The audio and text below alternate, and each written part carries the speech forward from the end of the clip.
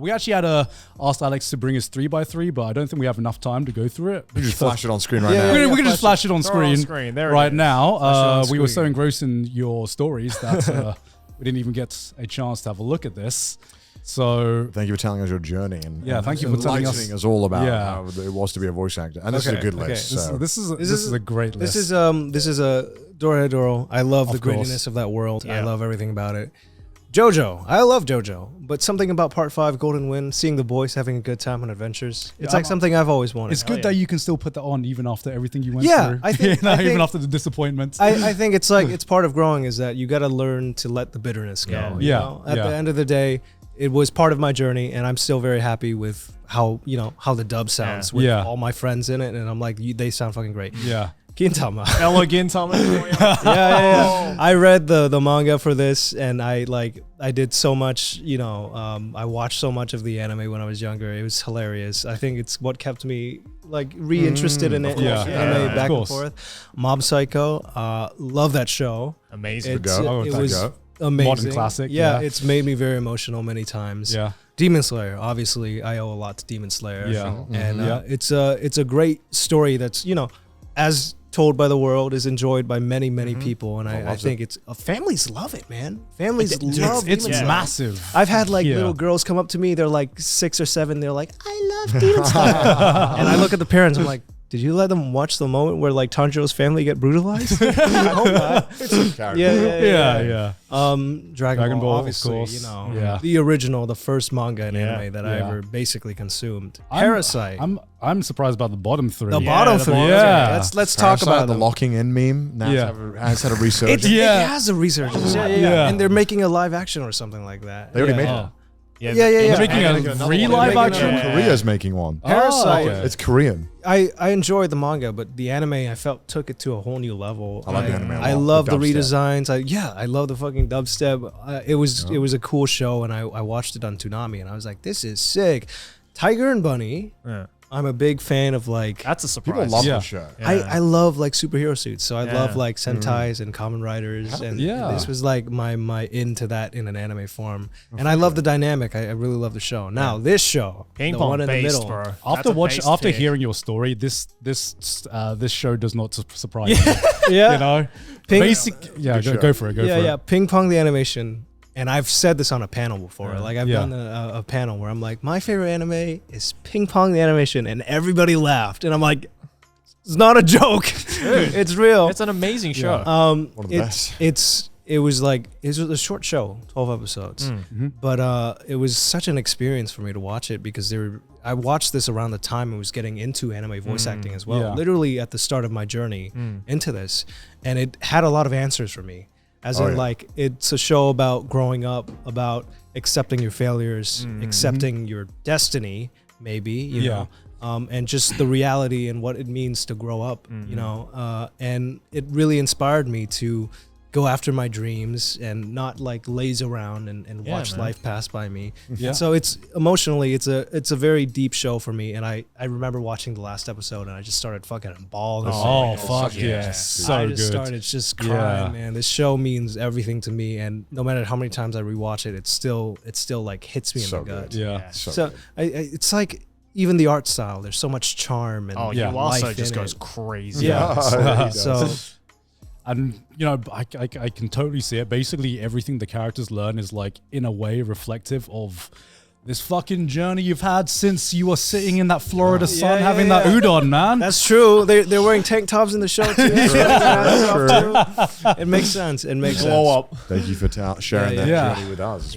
Is there anything else you want to talk about? I would love to talk about the Mashle man. The Mashle man. Why? So I voice a character in the show. We were just talking about Mashle. Yeah, he does. I love that show, and the funny thing about that show is that I've met a lot of fans in real life, and they never get the name right.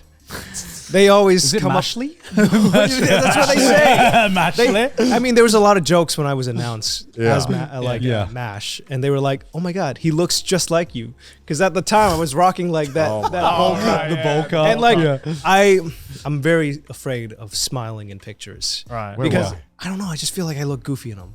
So I in all, every single picture you see me posting myself, I'm always doing this. So like the guy. Yeah. So like my headshots are all like. Yeah. So when they put it side by side, people were like, "Yeah, you look like him," and I'm like, "I guess I kind of do," and I feel like I do act like him when the cameras are off, and Right. Yeah. I'm very like kind of down there. So I really connected a lot with that character. So it's funny that people were saying like Mashle. You're the real Mashle. Yeah. Mashle. So I would be signing autographs at conventions, and families would come up and they're like, "God, I just love Mashle," and it takes so much power in me not to be like, You'll have to correct it all day. If you actually, it's magic and muscle. So even my agent, when they call me, they're like, "So we got a booking for Mashle tomorrow. If you would like to do that," I'm like, "No, that's not right." But I'll go for it. you know, something that's really fun about the show for me is that I don't know. I feel like people are always telling me like it must be really easy to do a character that's so like monotone and baseline. Yeah, no, not really. Yeah, exactly. What How are do you your express thoughts on it? emotion through monotone? Exactly. Right? That's a hard thing to ask someone. Yeah. I think Mashle actually was one of the biggest challenges for me as an actor. It was because, you know, I recorded the show last year. Yeah. Right. And I told you that I've gone really far in my voice acting journey. And I am cocky. I am arrogant sometimes. in the booth. I will admit that I am. You got to have some confidence. Yeah, some swagger. I am a little bit of a prick to work with sometimes. Sometimes, on the rare occasions. It's because I'm very adamant about things that I want to communicate with fans. Like, for example, the Vinland Saga thing where I was I need this to be this way. Yeah. There's been many other shows where I'm like I work on solo leveling, and shout out to Caitlin. She's my director. She's like, she works with me to make sure, because in solo leveling, I know it's the big show of the season. So I'm like, this has to be right. We have to do it again. We literally shipped a fucking episode before it aired, and we went to the solo leveling premiere, and I watched it, and I heard Title Bond's performance, and I was like,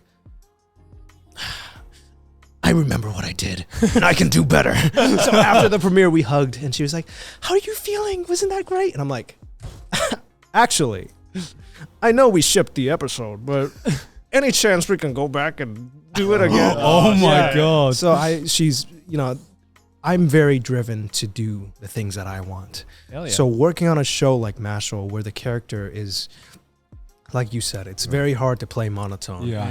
I was working with a director, Aleks von David, and he directed some of the great dubs like Konosuba and Sword Art. And working with him, he is somebody who is also very passionate, and it's very rare when you work in anime to get somebody as into the source material or as passionate as some of the fans are. Yeah, and he's one of those people. And working on this project, it was really hard for me because when I do monotone comedy, I have a way I do it. You know, yeah, of course. When you sell a joke, being monotone, kind of dry style. You sometimes you're dry, sometimes you say it in like a sarcastic way, like. You know, you slide it off, or you're a little condescending. But he was very adamant about Mash is dry, not because he's condescending, but it's because that's just the way he is. And usually, when I work on a comedy show, I'm like, fuck you, old man. I'm young. I know what's funny. Let me do what's funny. But this was like kind of a check for my ego because for the first time, I have a great relationship with Aniplex. Trust someone else. Yeah. I worked with them on Demon Slayer. I worked with them on Misfit of the Demon King Academy. And for them to have given me, you know, to once again trust me with such an awesome show. And I've been a fan of Mashle. You know, I asked them about it. When I saw the trailer, I'm like, you guys gonna show the trailer? And then I was like, hey, when it comes out, can I please audition for the show? So to finally get the opportunity to get cast as the lead in a show that I was like telling them, like, trust me. And then to have that opportunity and to blow it, I was gonna be like, I can't. Right. So working on it, I was like, he has a lot of ideas that he wanted, and I had a lot of ideas that I wanted, but I just had to be like, well, even though I've done this for so long, he's done this for longer than me. But not just that, our ideas of humor are different. But I feel like for some reason, something's telling me that I need to trust him on this. And it was a completely new experience for me to work with a guy who's so into it that he's like, Yeah. he's opening up perspectives for me that I hadn't thought about before. But that's an important part as a director, You know, right? Yeah. I always draw my inspiration from the seiyus. Yeah. But I don't speak fluent Japanese. So sometimes it's really hard for me to pick up the nuances of Stoto performances, like Chiaki Kobayashi's performance for MASH.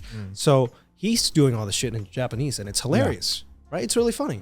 But I don't fully understand why it's funny. Yeah. Yeah. Without So- the subtitles. Exactly. Yeah. And sometimes it's animated funny, sometimes it's this or that. So with technically a slate like that, it's really hard to transfer what he did into English. So working with Aleks, it's funny, Aleks, he was giving me a lot of pointers that initially I'm like, I don't know about that.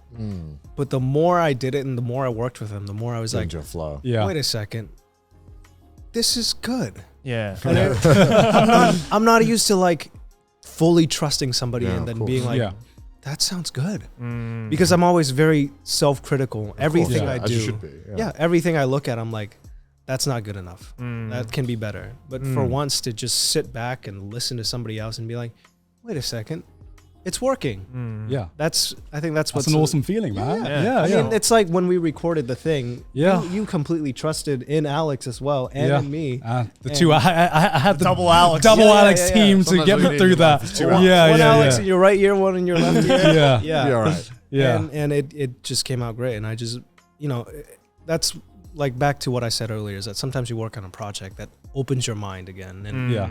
reignites your passion. And sometimes that's, a project like this where it's giving me another reason to learn the roots. Well, I think learning things is like one of the big draws of just being interested in anything, you know.